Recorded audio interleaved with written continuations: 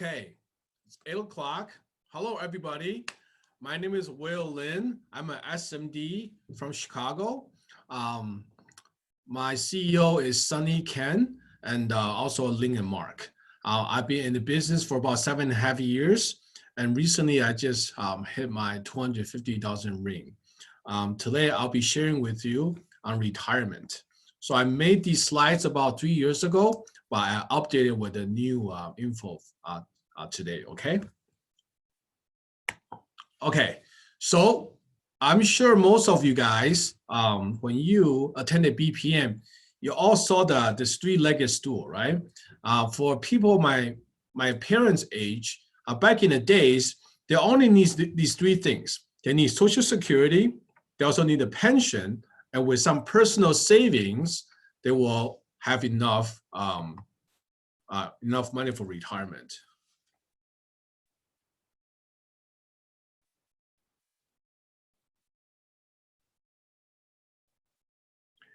Okay, but then let's take a look at on the sources of retirement. For Social Security income, of course, this is the plan from the government from years ago, right? Also, pension.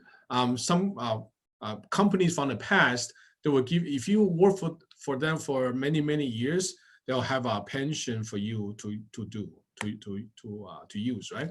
Also, employer-sponsored program like 401k, 403b, and then we have individual programs like IRA, Roth IRA, SEP IRA. Other ones will be like stocks, mutual funds, real estate, and so forth. Okay, so we all know that things has been changing quite a lot, quite fast, right? Today, most people do not have enough savings for their retirement. When we run out of money, what happens? We're gonna have no choice but to go back to work. Can we imagine at age of 75, what kind of job can we actually find, right? There aren't that many jobs for a 7-year-old. So I remember when I was buying some Halloween costumes with my son, I saw many people in their even 70s and 80s at Walmart, right? They're actually there to greet people because they need income for retirement. So these are the challenges for retirement. First of all, we have to think about inflation. I remember back in the days when I first came to the States, this is in the 80s, a gallon of let's say the gas, right? I remember it was about 73 cents per gallon. Okay, this is for regular.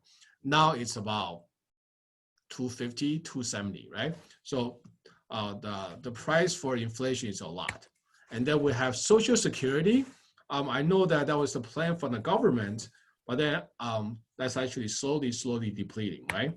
Okay. And then we have the tax.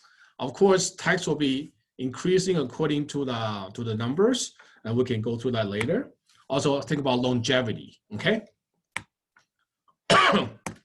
So first we talk about inflation. Most financial planners will tell you that if you have about 80% of your pre-retirement income, you should be able to maintain your lifestyle. Is that really true? I play golf with a lot of retirees, and they tell me that's far from the truth, because they say when you retire, you have a lot of time on your hands, right? What do you do? And I said, and I asked them, so what's your daily activities like? And they will tell me they wake up, they watch like a soap opera, and then they have lunch with friends, and then they play golf. And then they come home and eat dinner with the family. But they do travel quite a lot. They travel maybe 4 times a year, because who likes to spend their golden years watching TV all day, right? So they tell me their spendings actually doubled, because now when they buy Christmas presents or when they take family out to eat, besides their children, to have grandchildren to think about. Okay. So imagine if our income is 100,000 today, in 20 years, with the inflation adjusted about 4%, that's going to equal to $222,000. So who has that much money saved? Imagine you have $1 million, right? That will last you maybe 4 to 5 years, right? That's pretty scary. Okay, now talk about Social Security. Social Security has turned to a deficit ever since 2010. I remember in the year 2000, I remember I got a statement from the Social Security. It says, if I continue to work like this, when I retire, I should have about $4,000 a month. So that's actually pretty good, right? $4,000 a month. Now, 10 years later, in 2010, I got another statement. It says, if I continue to work this way, I should have about $2,200. So what happened? Now my income has more than doubled, but yet my Social Security income actually went down, right? Nowadays, they don't even send you a statement because they don't want you to know how much money you're going to get, right? All right, so according to this chart, right, in the year of 2010, the Social Security has been in a deficit. It's actually growing quite fast, right? And you know, with more people retiring and living longer, and then less babies being born, there are less people contributing to Social Security. So eventually, this payout will not be able to sustain. Okay, and next it will be tax.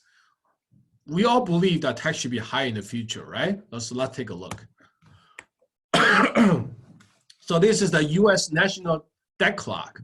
I remember I took this picture exactly 4 years ago, right? Back then, this U.S. owed about $18.6 trillion, okay? And you can see right here, the tax revenue is about 3.2 trillion, and our spending is about 3.7 trillion. So we're outspending by 500 billion a year, a little less, right? Now, 4 years later, I took this today, we're now $23 trillion in debt, and then that's about $5 trillion, right? But if you take a look here, the tax revenue is $3.5 trillion, but then now we're spending is about 4.5 trillion. So we're now outspending by $1 trillion a year. Why? Because this is a borrowed money. We have to pay interest on this, right? And then with Trump cutting tax, now that this less money coming in, more spendings from the government, right? So most likely the tax should be higher in the future. Okay, so how is the government going to be able to tackle this national debt? The only way, I believe, is to increase tax to slow this down, or they have to go to war or something, sell weapons, right? Okay. Now the last thing is longevity. Men can live to 80, about 82%, right? This is actually very correct. Both of my grandfathers, they passed away when they're in the early 80s. So that's about right. And my grandma, they actually lived to 90s, right here. Age of 90 is about 79%, right? One of them still alive, okay? So the number is very true. But the Time magazine actually says right here, the babies born today could actually live up to 142 years old. Can you imagine if we retire at 65 and live to 142 years old? That's more than 80 years, okay? So where is the income money gonna come from? So how is this possible? If you think about with people eating healthier, okay, with the advance in medicine and all the exercise that we do, right? We have a healthy lifestyle. People are living longer and longer nowadays. So longevity is a major concern, right? Okay, so is there a solution? So of course, our money needs to grow, at least to keep up with the inflation, right? And then, so that money has to be invested in the market somehow. But then when the money is in the market, there's a lot of risk. So we need to make sure the money has some kind of security. some kind of safety, right? And then we also want to be able to balance tax, because imagine if the tax rate is about 60% or more, then we have our retirement money is actually it's going to shrink by quite a lot, right? And then the last thing will be longevity, because we do not know how long we're going to live in the future, right? No one can predict their death, right? So a traditional retirement vehicles like 401k cannot address all these concerns, but the modern annuities can. Okay, so why is it called a modern annuity? Because in the old days, the old annuities, when they take out lifetime income, they had to annuitize the plan. And when they annuitize the plan, they actually lose control of their cash inside it, right? But nowadays, it works just like a 401k. You do not lose control of the cash you have, okay? So we spend a lot of time accumulate wealth and accumulate money for retirement, right? But is accumulation planning equals to income planning? That may not be true, right? Let's take a look. So imagine we have $100,000 starting at age 40, right? And then the average return 8%, okay? Now the money is gonna grow either through a bull market, so it's gonna grow first and drop, or through a bear market, it's going to drop first and then grow, right? We simply reverse the numbers here. You see here 29%, and then here drop 29, growth 29, and then right here negative 12. Here's negative 12, right? We just reverse the numbers around. But on average, we're going to get to the same place, right? So from 100,000 to 685,000 by the age of 65, right? Now, by the time we retire, imagine we take out 5% each year, right? With the same return. But then if the market should be a bull market with a 5% withdrawal rate, we should be able to sustain that kind of withdrawal rate, okay? But then if by the time we retire, we start with a bear market, in 12 years, we're gonna deplete the money completely, right? So let's say we started at 65, now we're actually 77. What if we live to 87 or even past 90? How are we going to have that kind of income? So the traditional financial advisors will tell you this, right? Okay, approach number one is focus on a number. I don't know if you guys remember there was a commercial by ING, right? People walking around the building, and every one of them has a number on the top of their heads, right? That's the retirement number. But then is that really true anymore? We can take a look, right? Second approach would be conventional 4% withdrawal, right? If you withdraw 4% from your asset, you should be able to sustain that kind of withdrawal forever, okay? All right, so why is there no number anymore? Because market is unpredictable. So if we were to take out $50,000 lifetime income, okay, in the year of 2008, okay, the number only needs to be 600,000, okay? But then because of market risk, if you need to have 50,000 lifetime income, by the year of 2012, you will need to have about $894,000. So the number is actually it's going to vary according to your age, your time, and the market, right? Okay. What about the 4% rule? If we take out 4% every year, our money should retain our asset, right? Is that really true? So let's have a 4% breakdown, okay? So let's say the 4%, this money is invested in the 401k, so there's a advisory, right? Let's say a broker is managing this money, so that's 1%. And then you have, they help you buy mutual funds. That could be another 0.5 to 1% on the investment fees. So you end up with 2 to 2.5 net of fees, right? Now, is this it? Of course, right? We have to pay tax, right? After the tax you pay, you end up with 1.5 to 2.1. okay, net spendable. So if you have $1 million portfolio, right, times the percentage, you only end up with $15,000 to $21,000 each year to spend, right? So in order to produce 4% spendable money, the gross withdrawal rate should be about 6 to 7%, okay? Because you got to take out the taxes and fees, okay? Okay. So the new reality is this, right? If you want to take out 5%,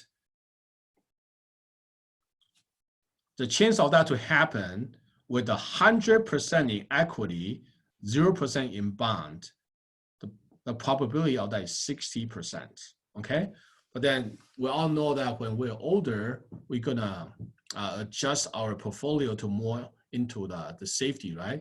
Like more into the bonds to avoid the volatility, right? So if you drop to 50-50 ratio portfolio, then in order to achieve 5% withdrawal rate, it's actually only 53%, right? But then to achieve 6 to 7%, it's only about 23 to 8%, 8% to 23%. It's actually very, very low, okay? You'll be surprised how little people save. I remember I was working with this client. Now he was about 40 years old, and then he is a manager of like a luxury car dealership. Okay, so he makes about $200,000 a year. And then when I was still planning with him, he has a daughter and a wife. Wife doesn't work, so he had no protection whatsoever, no life insurance. So that's a major concern. But then he's been working for the past ever since he's 22, so he should have some retirement savings. But then I found out he had no retirement saving of any kind, no IRA, no 401k. So I asked him, hey, how come? I said your company don't give you a 401k? He said, yeah, they do. So what happened with the money? He told me he actually, whenever he changed job, he would cash out, pay the tax, pay the penalty, and then he would actually use that money to buy a car. And then he showed me a brand new BMW M4 outside, right? Okay, so you see how our job here is to educate families to make sure they have a saving mentality to save in the right places so that I have enough money for the retirement, right? All right, so with all the clients I have, I've done a lot of Jackson National Life. I believe this is a very, very good product in the annuity space. Of course, there are different kinds. There are index annuity and variable annuity. Because of my clients are mostly in the late 40s and 50s, so I believe this is more suitable for them. Okay, so today I will talk about this product the most. Okay, so I took a snapshot of this this annuity ranking. Right, this is the third quarter in 2019. You can see Jackson National Life in the variable annuity, they're actually number one, okay? They used to be number one overall, but then AIG actually caught up this year, okay? Jackson doesn't really do much index annuity.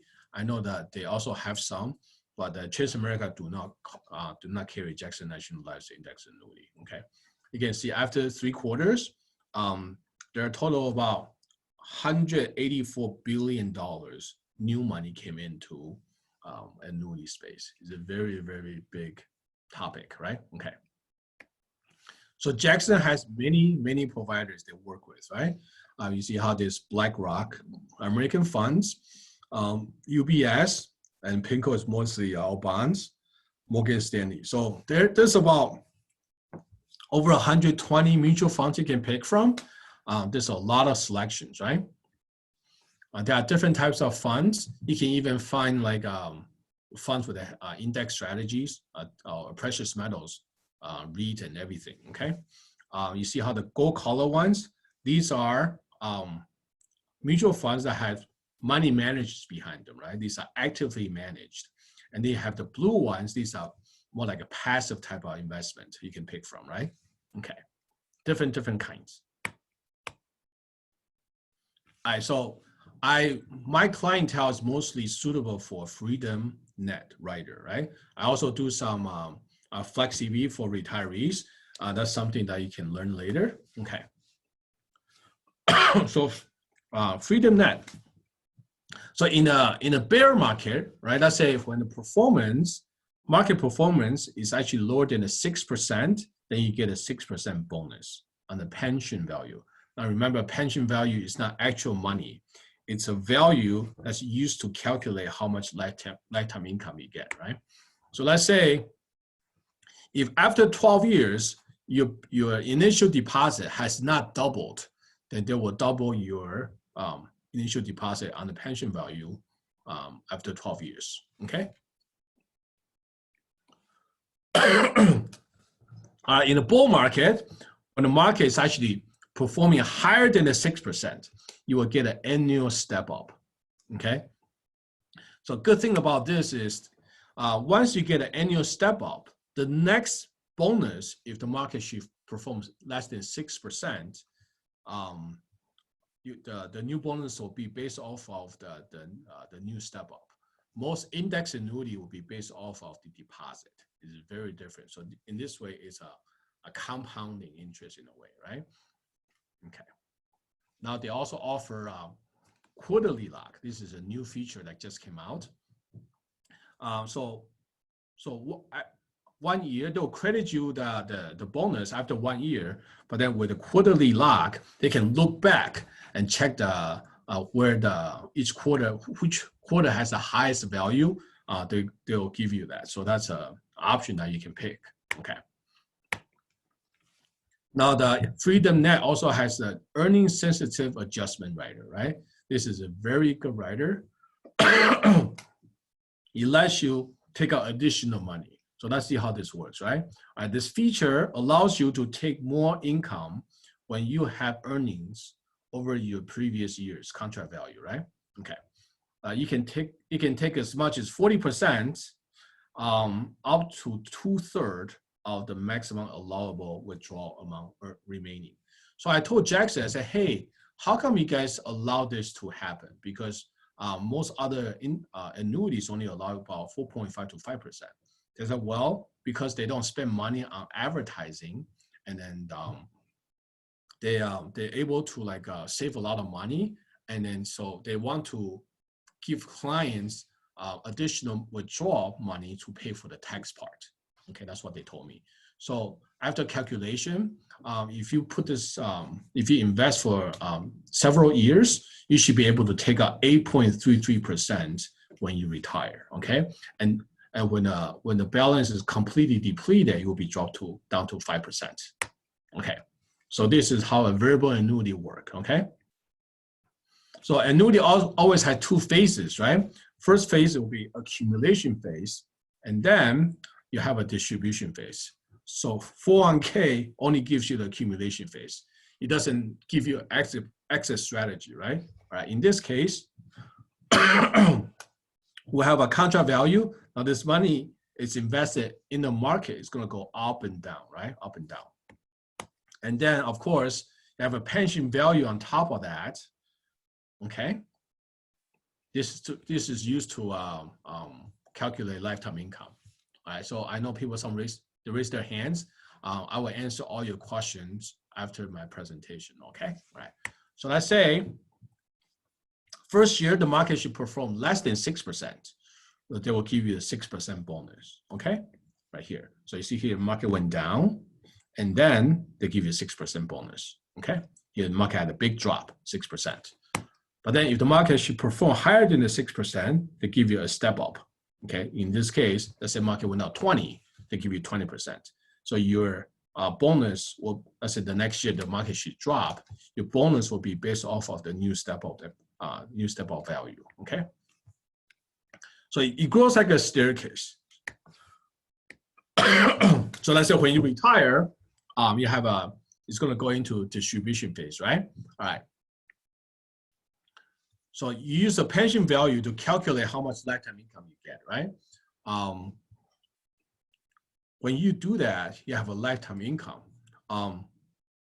So what happens So I have clients that ask me, so okay, so let's say what if something happened to me after 4 years in, right? And then he passes away. So well, whatever money you have left in the contract value will go down, will go past to a beneficiary.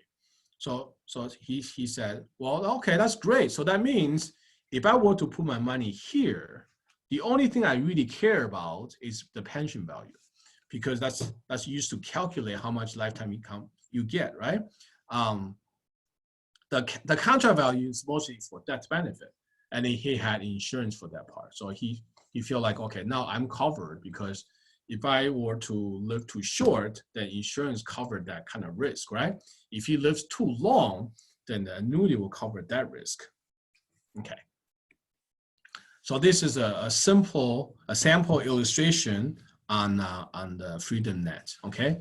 So let's say this client deposits $120,000 at age 45, right? It's a very typical rollover. And then we use American Funds Growth, this mutual fund. It's historical data to show this illustration, this benchmark. Okay. So on the left, this value right here, this is all contract value. Okay. And then in the middle here, this is the pension value. Okay. So let's say first year, the market went up 16%. So you went from 120,000 to 139,000. Okay.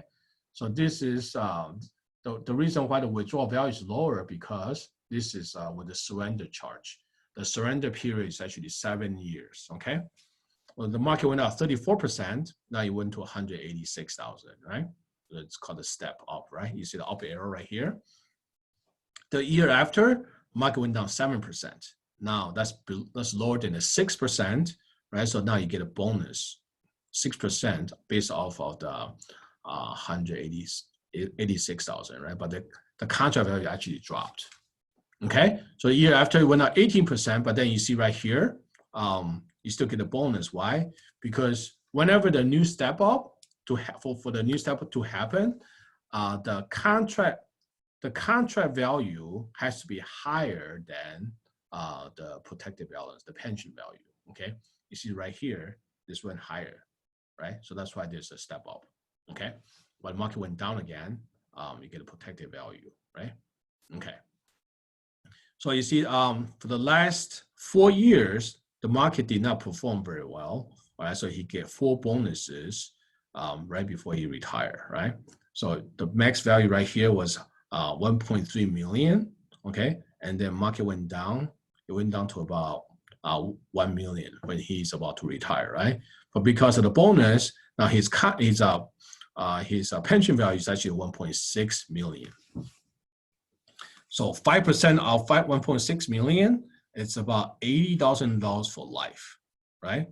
Now, because he has an ESA rider, right, from the Freedom Net, he can take out additional $53,000 until the money is depleted, and then it will drop down to $80,000, okay? So he can take out a total of $134,000 a year, and then this money will be withdrawn from the 1 million. So roughly about 7 to 8 years, his money will be completely gone. So let's say he retired at 65. After about 7 years, he's about 72, then the money is gone, then it will be $80,000 for life, right? Imagine if he lives to 91, so that's about 20 years. 20 years times $80,000, that's 1.6 million additional money he can take out from the insurance, from this annuity policy. Okay, great. So here are some of the common objections that I encountered in the field, right? Okay. First one is mutual funds have better return due to less fees. So, you know, nothing is free in this world, right? Now, mutual funds, it just lets your money grow, and they don't have any protection on the money. They don't have any lifetime income or the ESA, the additional value you can draw, right? So of course the fee is lower. But then if you think about, let's say most people put their money in the Vanguard on the index fund, right? So the average return, let's say on Dow Jones or S&P is about, last year is about 23%, I think. and S&P is a little higher. But then you can look at these funds. These funds actually outperform the index by a few percentage, right? So if I put my money here, I'm earning a little more. I think it's okay to actually pay a little more cost because I get all the features I'm looking for in the retirement. My extra earning here will offset the cost, right? But then some people may say, well, that's only happened in 2019. But if you look at 10-year, the average return is still over 10%. S&P or Dow Jones averaged about 8 to 10%. So this is still a little more, right? Okay. Another thing to consider is when you do not have the pension value protection as you get older, you may want to move some money into the bond because you want to avoid the volatility, right? So imagine, so the traditional formula is 100 minus your age equals to how much the percentage you should put in equity. So imagine somebody is 40, so 100 minus 40 is about 60% they're having equity, right? And 40% in bonds. So when we move more money in the bond, that means our return is going to be lower. So expected return when we're in the 50s or 60s, it should be pretty low because we have a lot more money in the bond, right? And then because annuity has this pension protection, then you're not really afraid to go all in to 100% equity. So the return should be much, much higher. Make sense? Okay. They said annuity is too expensive. Well, depends how you look at it, right? Annuity gives you all these different features for your retirement, protection on your longevity, right? And then pension value, additional withdrawal rate, right? But money put in the bank is safe, but then it has no benefits. Okay, so let's say your return is 50%. Are you okay with 48%? Most people are, right? But then when the market is 0, are you okay with 6%? Most people are, right? What if it's negative 20 and you still have 6%? That's pretty good. Wouldn't you agree? I know the market is at all-time high right now, but then who's going to happen? Who's going to know what's going to happen in the future, right? Most people believe that the market is oversold.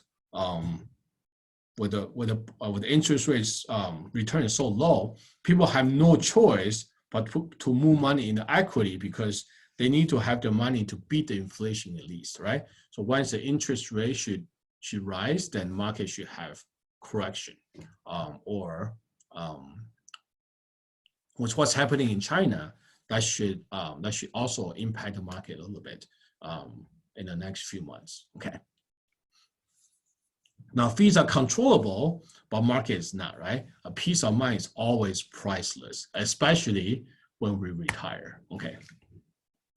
So they said that having less control over the money. So this may be true in the old annuity, right? When they annuitize a plan, they completely lose control of the money, right? But the modern annuities are flexible, right? They have a 10% penalty-free window that you can do. So let's say when you retire at 65, and then you need additional money to take out, you can actually take out 10% penalty-free, even it's still under surrender period. Okay. So after surrender period, the funds are completely available. Okay. Jackson has about 7 years surrender period. Most annuity products about 10 years. Okay, I do not like surrender period. Well, okay, well, actually no one likes it, right? But then what is the purpose behind surrender period? So let's say if we compare to 401k, if you were to cancel the policy, do we get penalized? Of course we do, right? Government will penalize on 10% plus tax, right? So the money here is safe, is used for retirement. I haven't seen anybody who wants to cash out the whole thing to use it to buy something luxurious, right? They actually want the money to last for as long as possible, right? And the reason behind surrender period is with some kind of penalty, people are less likely to cash out and then use the money, right? Except for that car dealer manager that I was just talking about. Okay. Also, they say that annuities are complex financial vehicles. So this, I agree, right? Annuity, like the Jackson Freedom Net, it does take some design to do. And it takes some study to understand how everything works, right? But that may not be a bad thing. So let's say today, we all have smartphones, right? Do we really know exactly what's inside it? It's very complicated. It's like a computer, right? But as long as my phone can serve my needs, right? I can send text messages, I can call, I can surf the web, I can do the things I need, and that's really all I care about.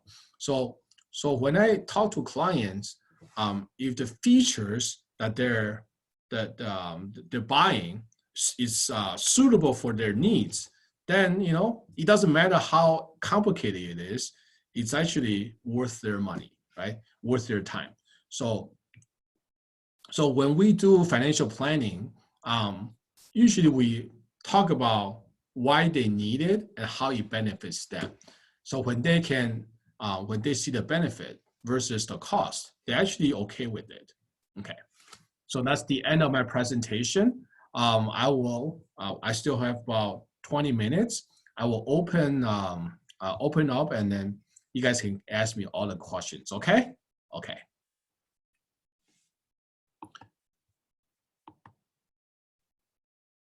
You can actually raise your hands. Actually, you can unmute yourself and then talk to me, I think.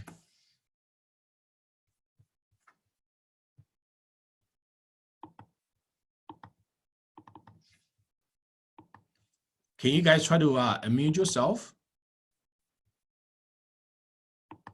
See if you can talk.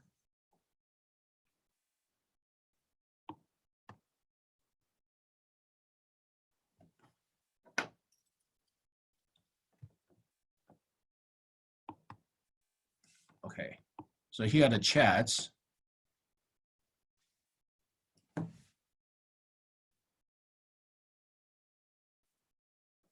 Okay, I'll just read some of these questions.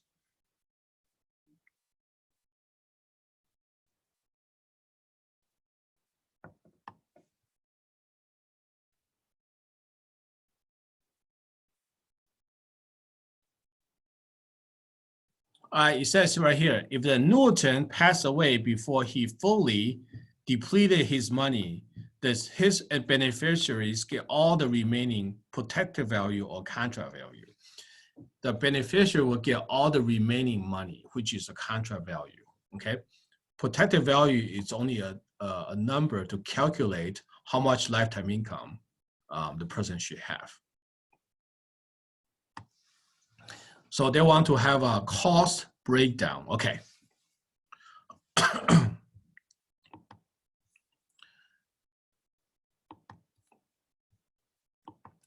So when you go to jackson.com and then you go to our products and then you select perspective tool, and here's a product detail. Okay. Here you see a core contract charge, 1.3%.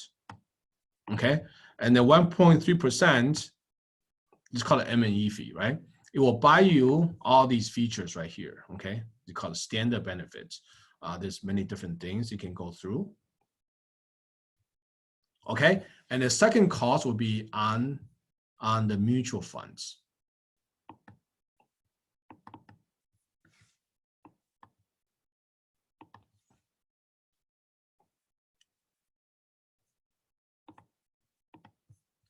So typically the mutual funds I pick, it's about 0.5% to 0.7%. So I try to keep the cost low. Right here, okay. So here are they get because of volume, Jackson get a discounted fee on the mutual funds. And then people ask me, so with the cost, Jackson must make a lot of money. That's actually not true. Jackson only makes money from the mutual funds. They get a percentage of the mutual fund. They do not make money on anything else. Okay, so a rider cost would be is mostly for options and to build a cash reserve account. Okay, so if you take a look here, the cost is actually reasonable. Okay, and then there's a trick to this M&E cost. Okay. Now the M&E cost only happens, this 1.3%, it only happens when your money is invested in the mutual fund. Let's say all the mutual fund you pick, right? But then if you want to, let's say, park on the side, and you can actually move it to a fixed interest account. When you do this, this M&E fee will stop, okay? And then the last cost will be based on your rider, okay? Rider, I believe the 5% Freedom Net is about 1.5%. That gives, that's a 1.5% fee. And then if you do value, which is a 4% withdrawal rate, I think it's 0.85. That's the cost, okay? Now, they also came out with a new feature. You can actually add that rider at a later time. So let's say when you're 45, you feel like, well, I don't need the rider right now. You can actually wait till you're 55 and then add the rider in and then pay the fee for the protection and the ESA at that time, okay? So now it's optional, okay.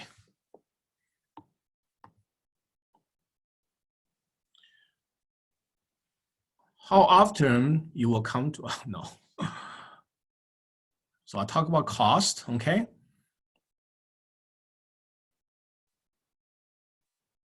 For retired people, what kind of annuity is recommended? So let's say most of the people, let's say they're 65, they want the money right away. I usually do Global Atlantic, the income 150, because that gives the most payout for the immediate annuity, right? If people, they want to leave some money to the beneficiaries, I said the Jackson Perspective 2 FlexDB is also pretty good. If they about 55 or 56, they're about 10 years, they don't want any sort of risk, I believe that Athene Agility 10 is very good. Okay. So you can always call Crump with your scenario. They will always give you the best, they'll compare the values and give you the most suitable product, okay?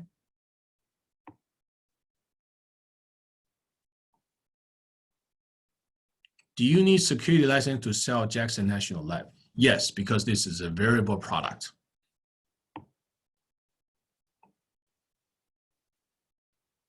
How does Jackson compare to Athene? So Athene is actually an index annuity.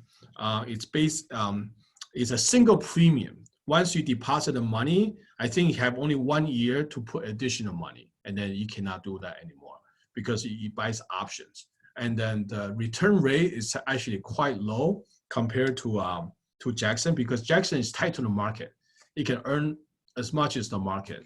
But then for I remember I was going through the Athene return, it's usually about 4 to 5%. Sometimes the Hygienist index, but then that was higher return, but now they got rid of it, right? Okay. But then Athene is still a very good product. If somebody has about 10 years to go, they don't want to have any risk, that's actually a recommended product to do. Does the income rider charge percentage? Cost starts at the beginning of the contract. All right, so it starts charging the minute you have the contract. But like I said before, you can actually not add, you don't have to have this rider right away. You can actually wait until later, then you can start this rider. So usually this rider, if the market should fall for the next 10 years consecutively, then the bonus will go on for 10 years. But after 10 years, it will stop unless the step-up will pass the pension value, then it will reset. So typically, if someone wants to waive on the bonus on the protection, I think at age 55 is pretty good time to add this rider.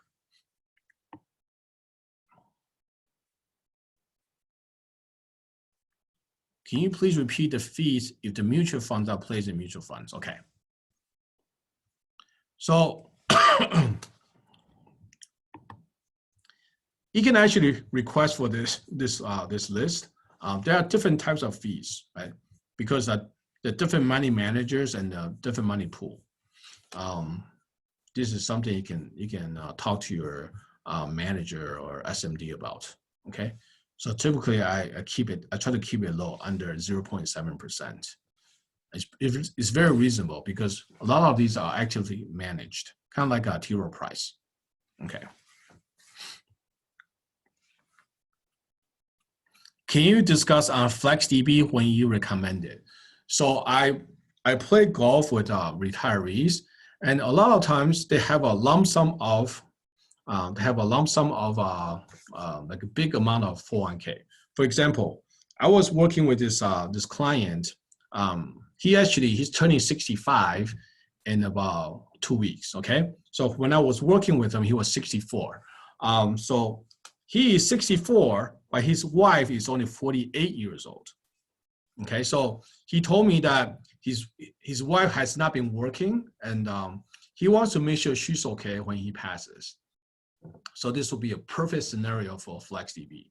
Now he's going to move his 401k into FlexDB, and then when he turns 65, he can start withdrawing money, right?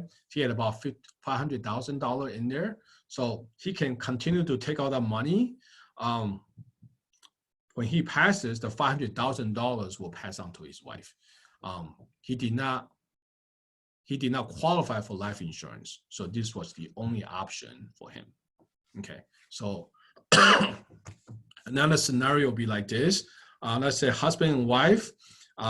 Usually husband has more 401k because wife spends some time with the kids, right? All right, so when a husband opens his policy like FlexDB, they start withdrawing money. So when he passes, the deposit amount will go to the wife, and then she start withdrawing the money, and then when she passes, the deposit will go to the kids. It's like one after another. Okay.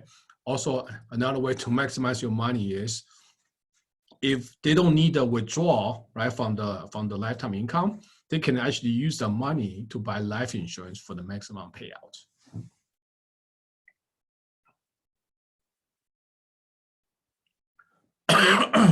So what is the cost for variable annuity in percentage? Like I said, the core is about 1.3%, and then the fee will about 0.5 to 0.6. So roughly about 1.8 to 2% without the rider. But then if you add the rider later, it's going to be more than that, right? So of course, a variable annuity with all these features, the cost will be higher than a traditional mutual fund because it has a lot more features, right? And then the way I look at it is like this. So I'm gonna pay more fees upfront, right? Let's take a look. But to me, that's okay, right? Why? Think about it. The money I put in, it has to go somewhere. Remember I said Jackson only makes money on the mutual fund. So they don't actually make money from all these fees, right? With the actual money that I'm going to take out if I live too long, right? The money has to come from somewhere. So all the fees that they charge upfront, it actually goes to a pool of money, a cash reserve, right? So later, now the cash reserve is actually quite large. So whoever lives longer has access to this cash reserve longer. Makes sense? Kind of like life insurance. Because life insurance also has a cash reserve. A portion of money goes pay the death benefit. But in this case, the cash reserve, it's going to pay out to whoever lives longer. This is what it does, right? So I'm okay paying additional fees in the beginning because I believe if I just live one additional year, right? Let's say money is gone by age 72. If I can live additional 1 year, That's free money, about $80,000. That will offset all the fees I pay into this policy, right? So I'm okay. Think of it as a long term. Okay.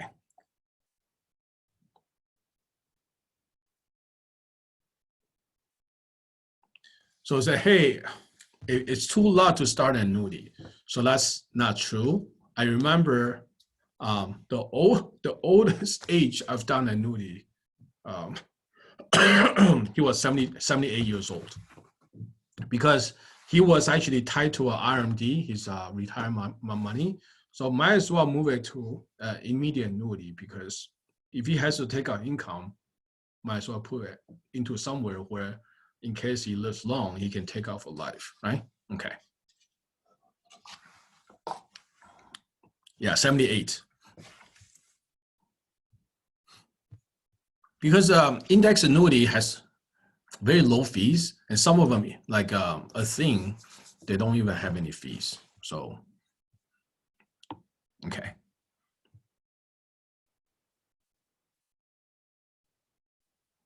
So what is the point for the client to do rollover if this person do not want to add income rider? Why not just keep it in the previous 401k? Okay, so first of all, don't keep the money in the previous 401k, because it has a broker fee and a management fee on the funds, right? They should always roll out directly into a provider like Fidelity. So this way you bypass the broker fee.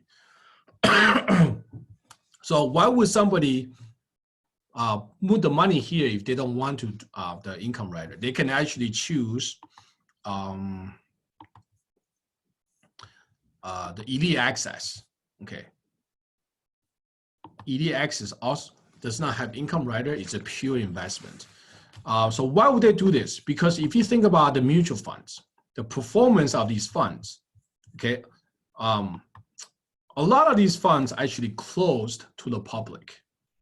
You cannot buy these from anywhere, because they just close to the public, because they cannot have a fund that's too huge, right? It will not be easy to buy and sell, right? So the only way is to do this. The choice of selections of mutual funds you have is a high performance mutual funds. It's a year to date. You see, this is my favorite fund, BlackRock, large cap select growth, right? Already done 10%. Okay, the selection of funds versus index funds or other simple stuff. Okay.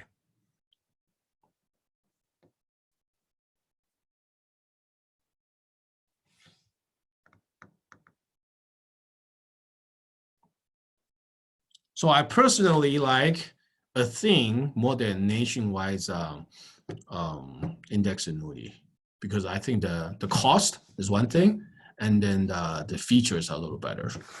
So Agility 10 and Allianz 222, they're very similar. You can call Crump to do comparison, okay?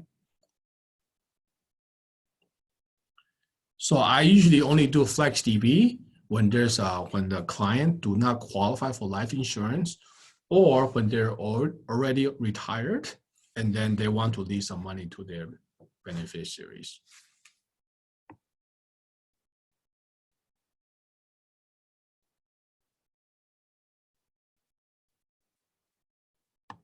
My husband is retiring from his work. He wants to get lump sum, but he will still work. He's 71 and a half. Where should he put his money? Well, you should talk to your SMD on that, okay? At that age, usually I recommend immediate annuity from Global Atlantic. They can take out money right away. And then I think 71, that's actually a pretty good age for because they increase by 0.1% on the withdrawal rate every year. Versus Jackson is kind of fixed, like 65, 5%, and then 5.5 will be 75.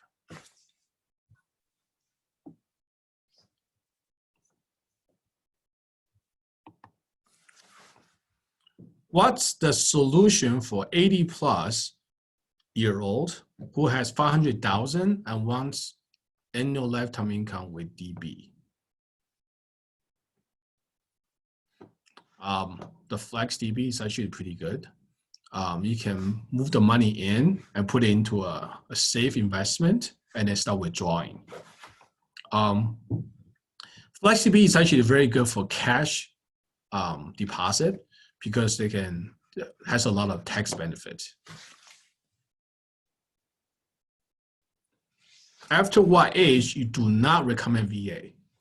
Well, it depends on the risk tolerance. I've done all ages. I typically do not recommend like a FlexDB when they're in the 60s. I'm sorry, not FlexDB, the Freedom Net after they turn 60, or even late 50s. Because you gotta remember, surrender period is 7 years.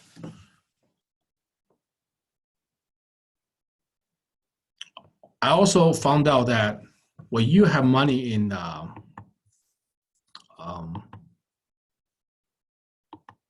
elite access,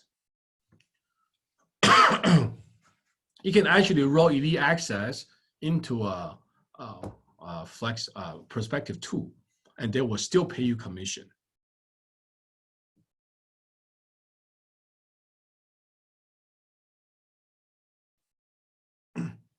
So elite access is more beneficial to non-qualified money because it's tax deferred.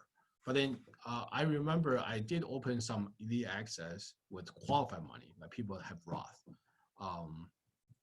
It just depends on the fund selections. But I know that the underwriting is a lot more strict right now, so it depends on the underwriter. Okay.